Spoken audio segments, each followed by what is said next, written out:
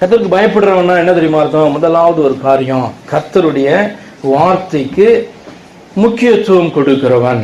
ஹல்லேலூயா. முக்கியத்துவம் கொடுக்கிறவன் என்ன தெரியுமா அர்த்தம்? அதிக முக்கியத்துவம் கொடுக்கிறவன். அல்லது உங்களுக்கு தெரியும் முக்கியம்னா என்ன அப்படின்னு சொல்லிட்டு, நீங்க எந்த காரியத்துக்கு முக்கியத்துவம் கொடுக்குறீங்களோ அதுக்கு என்ன பண்ணுவீங்க? நீங்க அதிக எஃபர்ட்ஸ் எடுப்பீங்க, அந்த காரியம் நிறைவேறுவதற்கு பிரயாசப்படுவீர்கள்.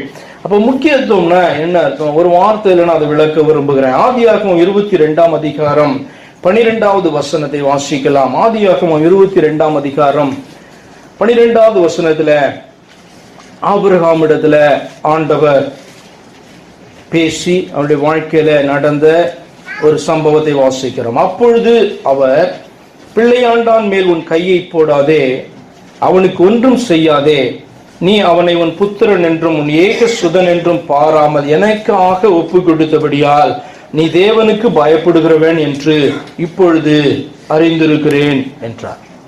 ஹல்லேலூயா. இது உங்களுக்கு எல்லாருக்கும் தெரியும், ஆபிரகாமுடைய வாழ்க்கையில நடந்ததான ஒரு காரியம். அவன் முக்கியத்துவம்னா என்னன்னு மட்டும்தான், இதை மற்றதெல்லாம் நம்ம பார்க்க போகிறது இல்லை.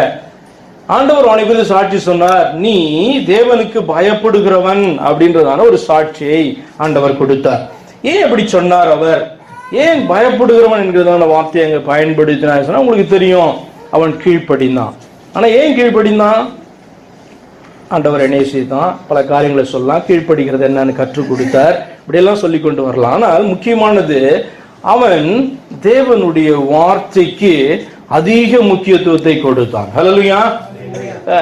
உங்களிடத்துல எது உங்களுக்கு ரொம்ப ரொம்ப முக்கியம் அப்படின்னு கேட்டா என்ன பண்ணுவீங்க? ஒவ்வொருத்தருடைய வாழ்க்கையிலும் ஒன்று பிரதானமாய் காணப்படும் இல்லையா?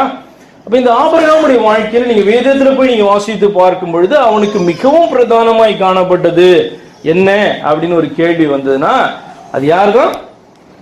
ஈசாக்கு மட்டும்தான் அவனுடைய வாழ்க்கையில மிகவும் பிரதானமானது, அதிக முக்கியம். யாரு அப்படின்னு சொன்னா, அதனாலதான் பாத்தீங்கன்னா ஆபிரகாமுக்கு எத்தனை வயசுல பிள்ளை பிறந்தது? இந்த ஈசாக்கு பிறந்தான் ஏறக்குறைய 100 வயது ஆகும்போது இல்லையா? 100 வயதுல பிறந்தான். அவ்வளவு நாட்கள் ஒரு பிள்ளைக்காய் காத்திருந்தவன், அதாவது இந்த வாக்கு தத்தத்தின் பிள்ளைக்காய் காத்திருந்தவன் 100 வயதுல அவனை பெற்றெடுத்து அவனை வளர்த்து கொண்டிருக்கிறான். அவனுடைய வாழ்க்கையில அதிக முக்கியத்துவம், டாப் ப்ரையாரிட்டி யாரு? ரொம்ப விருப்பம் யாரு அப்படின்னு சொன்னா இந்த ஈசாக்கு.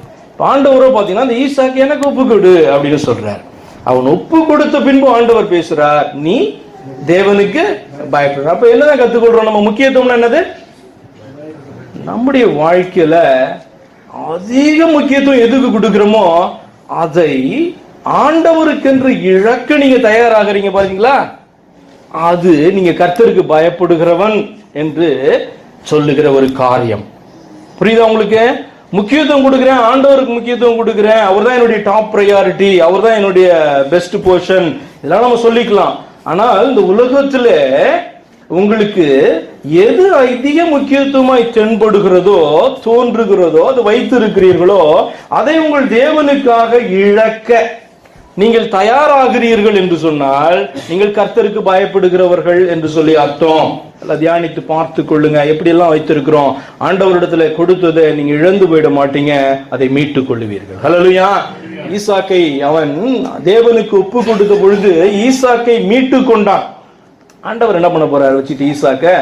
ஈசாக்கை வைத்து ஆபிரகாம் சந்தோஷப்பட வேண்டும், ஈசாக்கு ஆசீர்வாதமாய் காணப்பட வேண்டும், அந்த குடும்பத்துக்கு, சந்ததிக்கு, உலகத்துக்கு என்று சொல்லிதான் ஆண்டவர் விரும்புவார ஒழிய அவனை வைத்து அவர் என்ன பண்ண போறாரு?